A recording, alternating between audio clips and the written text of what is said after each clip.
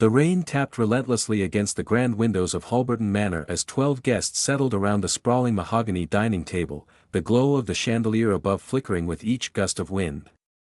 It was a gathering unlike any other, celebrating the 70th birthday of Gregory Halberton, a man whose wealth was as legendary as his cruelty. Each person at the table wore a practiced smile, but behind every glance, behind each polite toast, there lingered something darker: resentment, jealousy, fear. Gregory raised his glass of vintage red, the very one he'd saved for a decade. "To family," he said, his voice rasping through the silence like a blade. "The ones who stayed, the ones who betrayed, and the ones who think I don't know the difference." A few chuckled awkwardly. His son Marcus gripped his own glass tighter. His daughter Evelyn stiffened. Their eyes met briefly, just long enough to communicate everything and nothing. The staff had been sent away. Gregory insisted he didn't want strangers around. He had something to say, and everyone would hear it. Dinner was elaborate. Roasted duck glazed in cherry sauce, wild mushroom risotto, artichoke hearts soaked in herb butter. Gregory's taste never wavered, not even when he suspected someone wanted him dead. The old man chewed slowly, deliberately, looking at each of them as if memorizing their faces for the last time. And maybe he was. Because halfway through the meal, as he raised his fork to his lips once more, Gregory Halberton began to cough, violently. His fork clattered against the plate. His eyes widened. He stood, choking, his hands clutching his throat. A silence heavier than the storm fell over the table as he collapsed backward, glass shattering to the floor beside him. The butler, who'd been standing just outside the double doors, rushed in. But it was too late. Gregory Halberton was dead. Panic rippled through the guests like electricity. Evelyn was the first to scream. Marcus stood frozen. Harold, Gregory's brother, was already dialing emergency services. The room quickly descended into chaos. But amidst it all, sitting quietly, calmly, was Mariah, the youngest guest, Gregory's 24-year-old niece. Her face was unreadable. Her eyes lingered on the broken glass beside Gregory's hand. She didn't speak. She didn't move. The police arrived within the hour. No one was allowed to leave. The storm had taken down a power line, making it impossible for backup to arrive quickly. Detective Elise Monroe, a seasoned investigator with eyes that missed nothing, stood beneath the chandelier, surveying the scene. "Everyone at this table is now a suspect," she said, her voice cutting through the murmurs. "And until we determine who put poison in Mr. Halberton's wine, none of you are going anywhere." One by one, they were questioned. Marcus, the only son, had built a startup Gregory refused to invest in. They hadn't spoken in weeks. Evelyn, the dutiful daughter, managed the Halberton charities, but had recently been cut off after financial discrepancies were discovered. Harold, the younger brother, once co-owned Halberton Holdings, until Gregory pushed him out decades ago. His smile was brittle, his handshake limp. There was Rebecca, Marcus's wife, who never liked her father-in-law, and for good reason. He never stopped reminding her she wasn't good enough for the Halberton name. Then there was Felix, Evelyn's fiancé, who Gregory hated so much he once hired a private investigator to dig up dirt on him. There were cousins, family friends, even Gregory's former attorney, who'd lost a major case recently and suspected Gregory had orchestrated it behind the scenes. Each person had a motive. But no one confessed. They all swore they didn't pour the wine. No fingerprints on the bottle. No one had seen anything suspicious. The poison had been fast-acting, tasteless, and undetectable until the moment it stole Gregory's breath.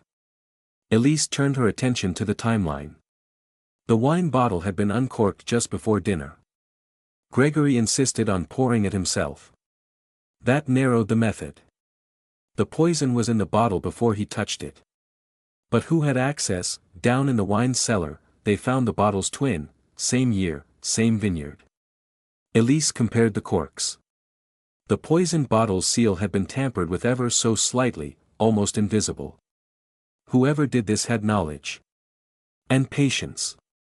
She returned to the dining room and looked around. Everyone was restless, pacing, whispering. Except Mariah.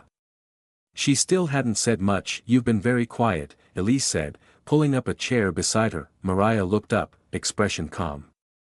"There's nothing I can say that will bring him back." "You didn't get along with your uncle?"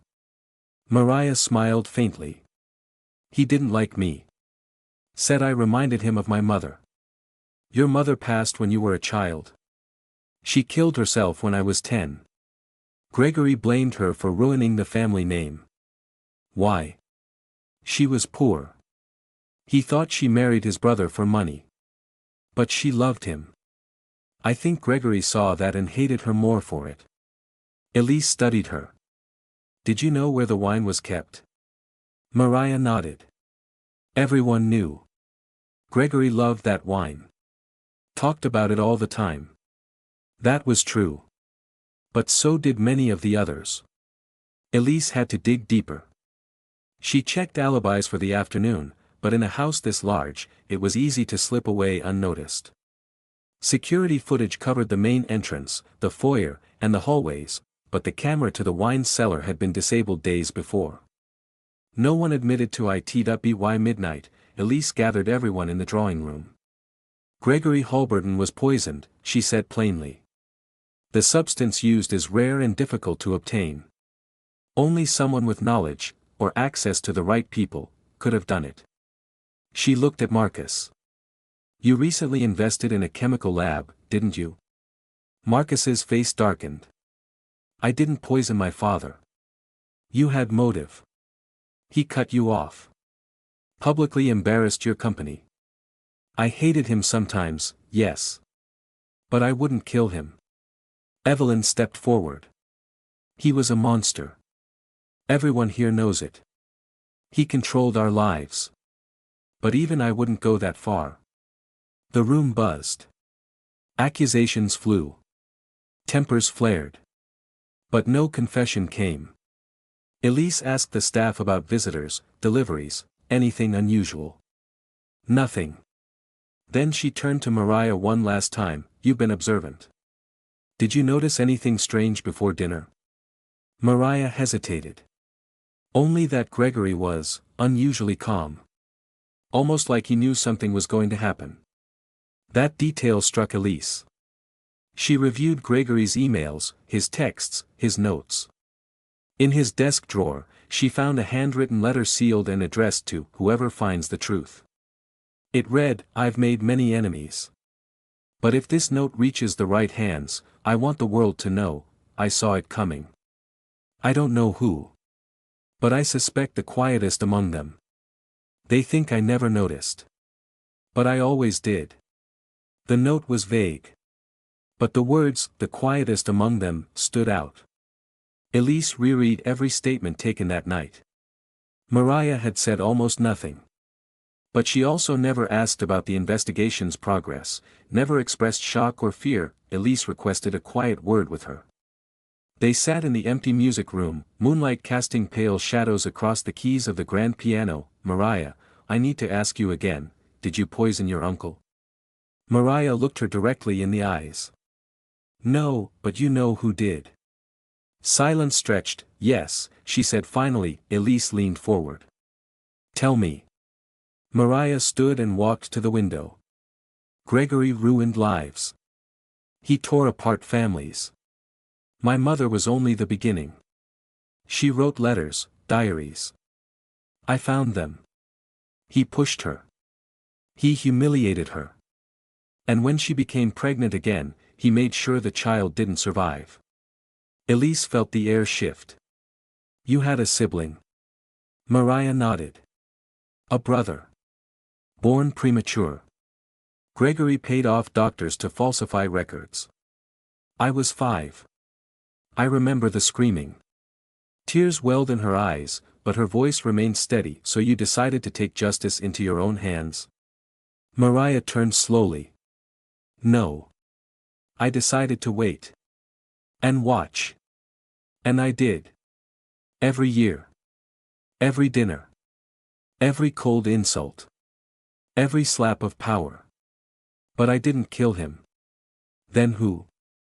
Mariah hesitated. "He did it himself. Elisa's brow furrowed. That doesn't make sense. Mariah handed her a small envelope. Inside was a note in Gregory's handwriting. It said, "I've built my empire on blood. I've stolen time from others to prolong my own. But now, my bones ache with memories I can't bear. Let them think what they will. In the end, I choose the silence." There was more. A confession. Gregory had terminal cancer. 6 months to live. He'd planned his exit on his terms. The poison was his. Elise was stunned. Why the spectacle? The dinner? Mariah gave a hollow smile. He wanted to watch us squirm. One last time. He didn't just want to die. He wanted to haunt us with it. In the official report, the cause of death was ruled suicide by poisoning. The family mourned, or pretended to. The estate was divided. Secrets stayed buried. But Mariah, the quietest among them, knew the truth, and more importantly, she knew the truth Gregory had never confessed to anyone else. His final cruelty was dragging them all into the darkness with him. And even in death, he'd succeeded, but what Gregory didn't count on, was that Mariah had learned more than silence. She'd learned patience. And her revenge was still unfolding, because not everyone at the table would survive the year. After Gregory Halberton's death was officially ruled a suicide, the family scattered like birds startled from a tree. Some left immediately, others lingered only long enough to see the will read and the estate divided. But the echoes of that stormy night didn't leave the manor. They lingered in the walls, in the marble floor that still bore the faint red mark where the wine glass had shattered, and most of all, in Mariah's silence that it was Evelyn who returned first. 2 weeks later, her fiancé Felix was found in their shared apartment, unresponsive. No forced entry, no struggle. Just a glass of water beside the bed, half full, and Evelyn sitting beside him, whispering something over and over. "It's happening again. It's happening again." The autopsy showed traces of a rare neurological toxin. Not the same as Gregory's, but similar in its calculated precision. Felix had secrets too, it turned out. A hidden trust he'd created using Gregory's offshore funds. Evelyn claimed ignorance, but the police kept her in custody for 48 hours before releasing her. No charges filed, the media speculated. Halberton curse, screamed the headlines. One dead billionaire, one dead fiancé. Who's next?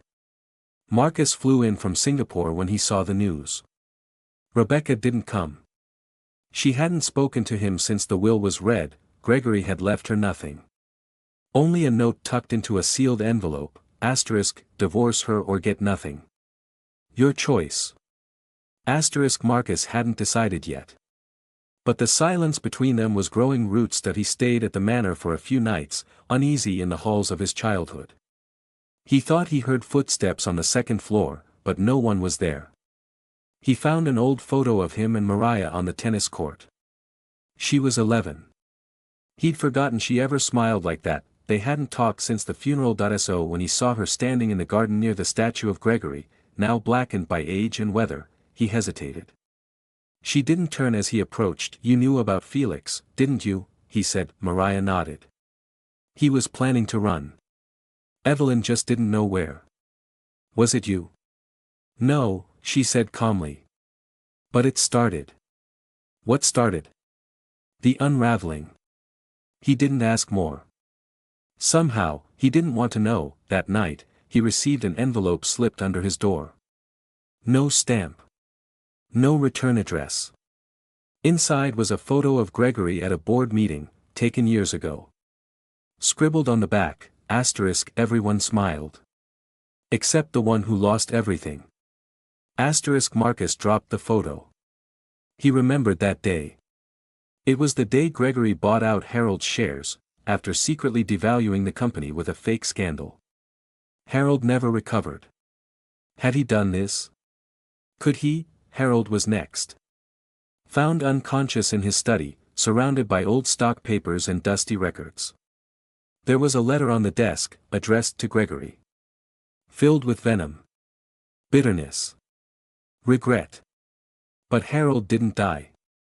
He recovered slowly, but when asked about the letter, he claimed not to remember writing it. Someone's trying to drive us mad, Marcus said, pacing the hallway. Mariah just stared at him. Maybe madness is what we deserve. Why are you so calm? She looked up. Because I'm not afraid of the truth. The police came again. But there was no pattern they could pin down. No direct evidence. Just a trail of suffering growing longer by the week. They began reviewing Gregory's associates, former enemies, even the disgraced lawyer who lost everything after Gregory publicly fired him. But he died in a car crash the week after Gregory's funeral. Brakes failed. The pattern was growing. But so was the mystery. One night, Evelyn visited Mariah. You said it started, she whispered. Mariah nodded. I told Gregory I'd make him watch. Watch what? The family decay. Just like he destroyed mine. Evelyn looked shaken. Are you doing this? I don't have to, Mariah said. Everyone at that table already poisoned themselves. With secrets. With lies. But the deaths, think of it like a string. Gregory tied it around all of us. I'm just, pulling gently. Evelyn backed away slowly, something cold blooming in her chest. Mariah wasn't angry. That's what scared her most. She was deliberate. A month passed. No new deaths. But something was different. Marcus stopped taking business calls. Evelyn broke off her engagement before the funeral flowers wilted. Harold moved into a clinic voluntarily, seeking therapy. Rebecca left Marcus and never came back. They were all unraveling, slowly, publicly, painfully. Then came the letter. One copy sent to each of them. No signature. Just one sentence. Do you remember what you did to my mother? Mariah's mother. The letters. The lost child. The humiliation. Gregory had used the family to destroy her. And in return, she left Mariah with a burden she carried in silence. Now, silence was her weapon. Marcus confronted Mariah again. He slammed the letter down in front of her. You sent this. She nodded. Yes. Why now? Because I wanted you to remember. Before it's your turn. He leaned in. You think this makes you better than him? No, she said. It makes me exactly like him. He stared at her. You're sick. She smiled. Maybe. Or maybe I just want you all to feel what she felt. Later that week, a fire broke out in Gregory's old study. No injuries. But the room was destroyed. Investigators found a stack of letters that had survived, only partially burned.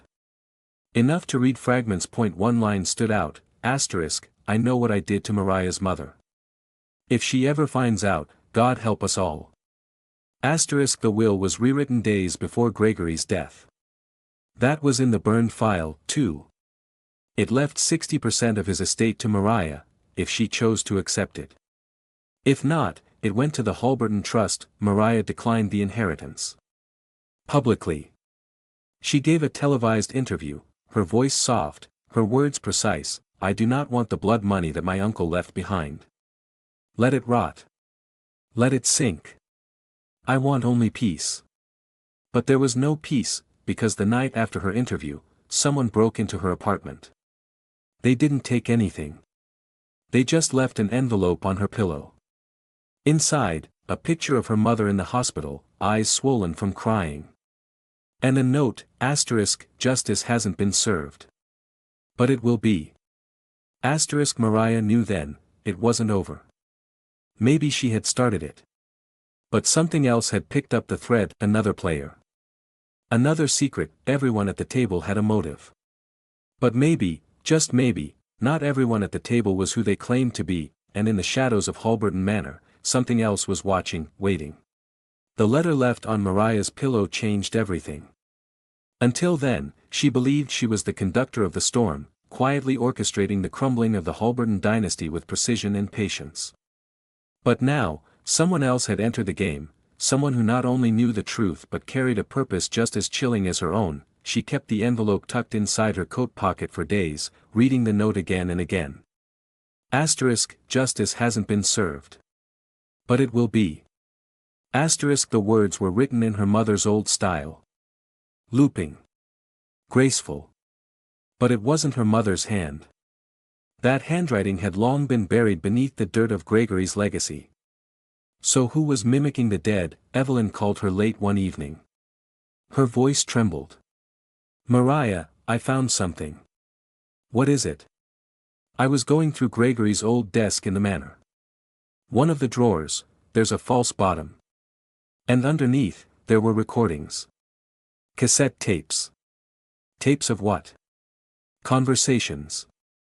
Private ones. About us.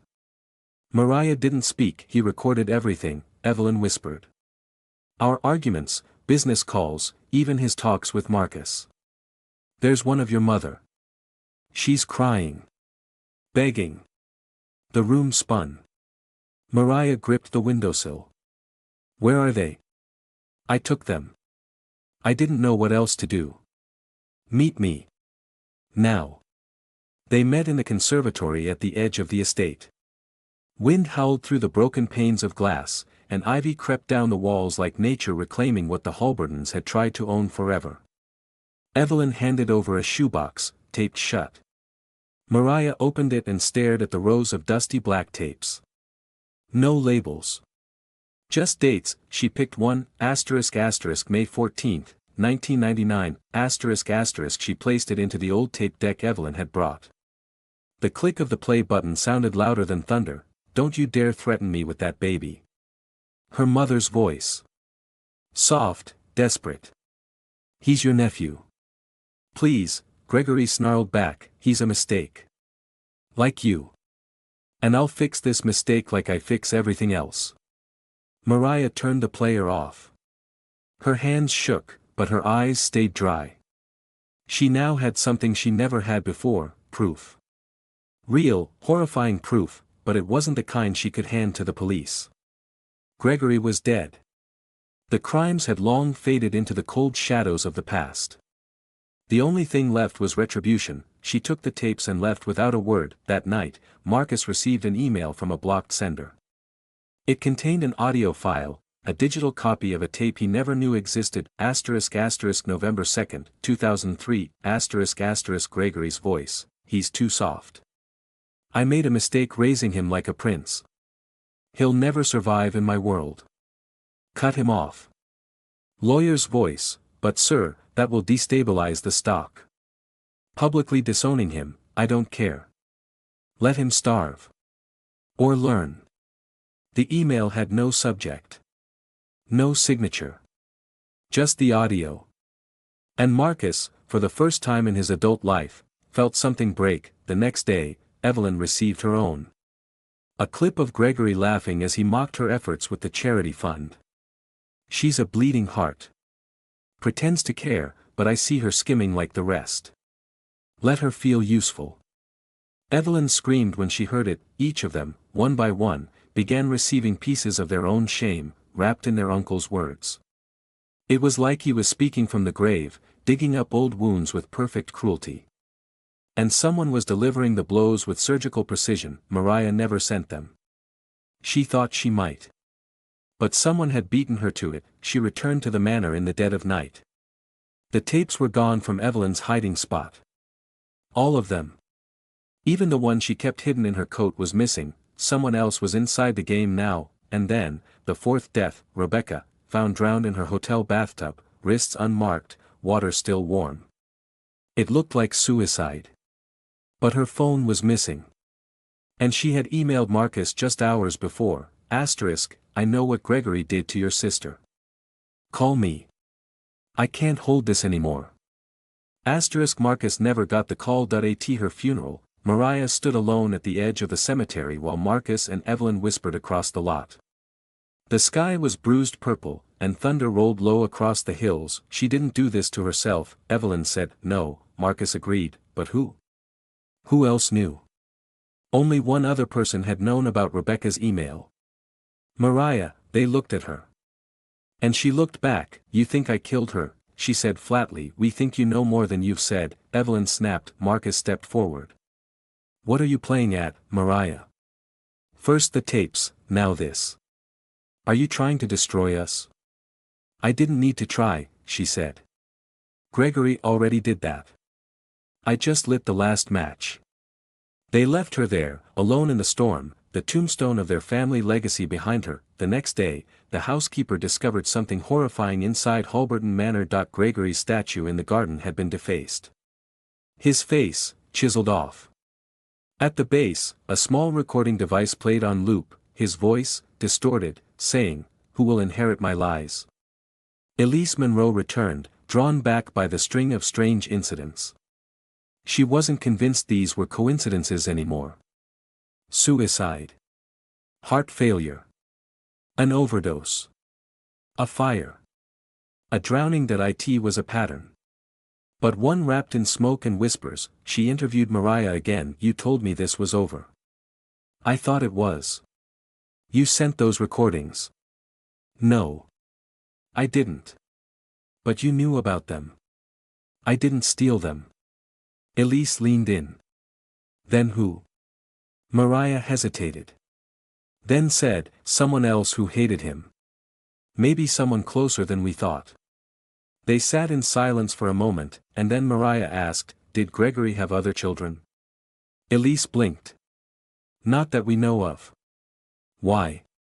Because the voice in the letter, the one on my pillow, it wasn't angry. It was grieving. Someone's mourning my mother. That night, she searched the attic. Gregory's private study had always been off-limits, even to staff. But now, the door creaked open for her like it had been waiting. Inside, she found something strange, dozens of letters addressed to someone named Henry. None had been mailed. Henry, you are mine. But I could never claim you. She took you from me. But I see you watching. You'll have your revenge. I know it. You're just like me. Mariah stepped back, horror blooming in her chest. Gregory had a secret son, and that son was watching them all. She wasn't the only one with blood to settle, and in that moment, Mariah realized she was no longer the author of this story, she was just another chapter. The storm came back to Halberton Manor the same night Mariah uncovered the letters, angrier, louder than ever before. Thunder cracked like a warning above the hills, and the rain fell so hard it washed away decades of dust from the rooftop tiles. She stood in Gregory's hidden study with trembling hands, the letters spread across the desk, each line of scrawled ink carrying more venom than the last. There were at least 30, each addressed to Henry. None mailed. None even dated. They were thoughts, a confession without an audience. Her mind spiraled. Henry. The name felt like an echo. A ghost that had hovered in the family's periphery all along. But no one had ever mentioned a Henry. Gregory had been a man of public silence and private destruction. If he had a son, and if that son had grown up in the shadows of the empire Gregory built, then it explained everything, the recordings, the envelopes, the deaths. This wasn't justice anymore. This was vengeance sharpened into a blade. She tucked the letters into her coat, her heart beating so loud she could barely hear the thunder. As she turned to leave, she noticed one more envelope tucked into a book on the shelf. It was addressed simply, to the one who survives. Inside was a photograph. Black and white. Grainy. 2 children playing in a garden. One was her, barefoot and grinning. The other, a boy she didn't recognize.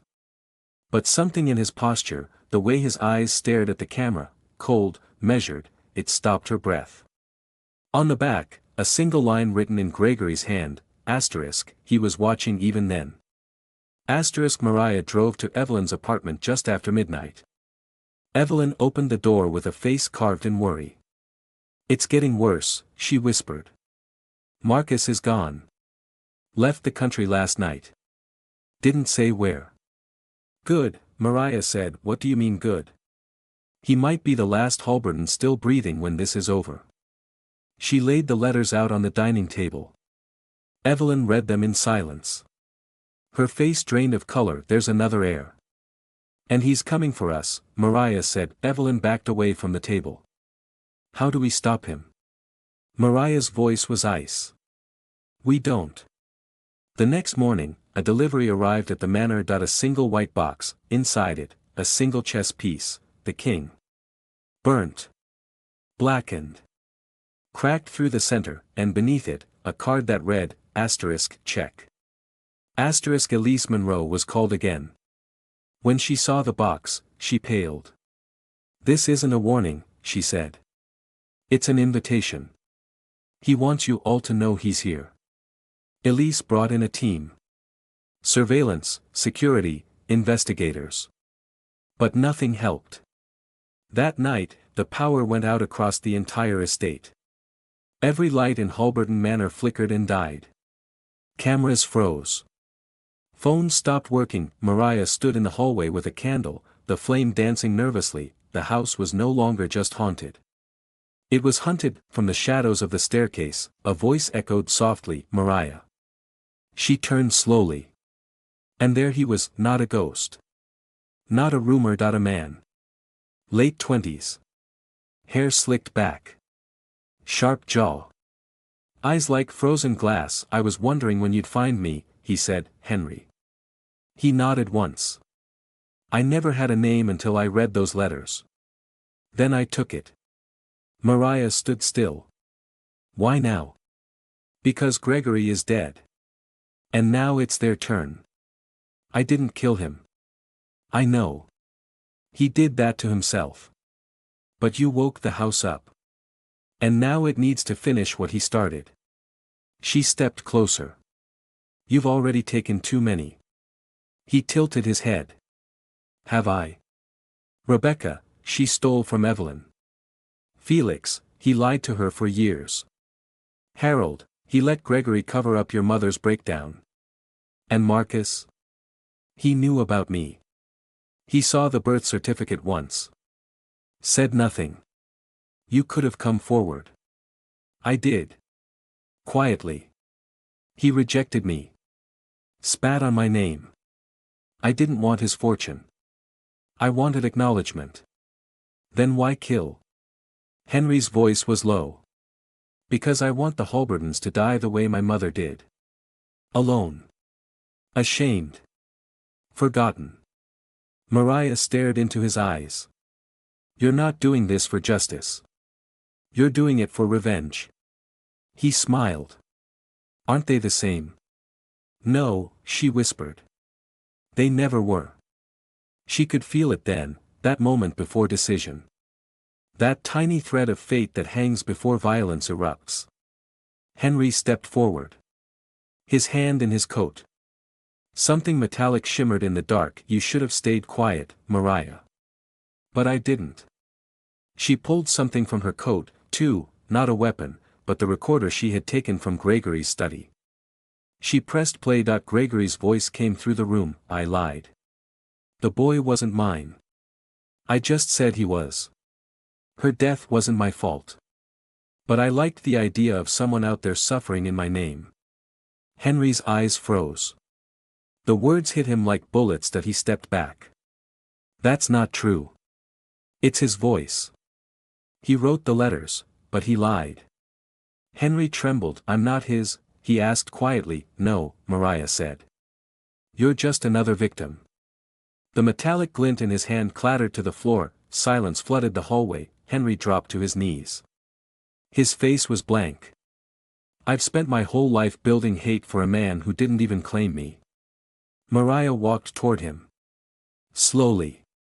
Carefully. She knelt beside him. He still ruined both our lives, she said. But I'm the monster now, Henry whispered. No, she said gently. You're the story he never got to finish. The next morning, Elise found them sitting together on the front steps as the sun rose over the estate. Henry was taken into custody, willingly. He confessed to the recordings, the letters, the fire. Not all the deaths, but enough. The rest were never proven. Just shadows. The Halberton estate was shut down. Sold off. Every item, every painting, every echo of Gregory's cruelty scattered to the wind. Mariah left the country. No one knew where. Some said she was seen on a quiet Greek island, painting sea glass. Others said she became a writer, using a new name, telling stories of fallen empires, but if you ever return to Halberton Manor, what's left of it, you'll see a small plaque in the garden, where the statue used to stand. It reads ***, every lie blooms in silence. And every silence carries a witness. And below that, carved in faint letters, just two names Mariah ***, Henry ***, and no one has ever been able to erase them.